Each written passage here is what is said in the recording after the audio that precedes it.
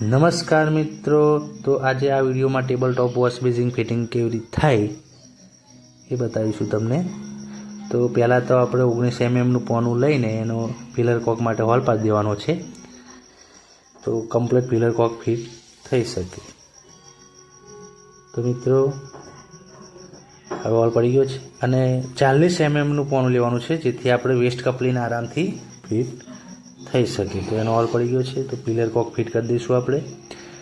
તો મિત્રો આ રીતે પિલર કોક ફિટ કરવાનો છે। તો ટેબલ ટોપ વોશ બેસિન મૂકીને પછી આપણે વેસ્ટ કપલીને ફિટ કરી દઈશું।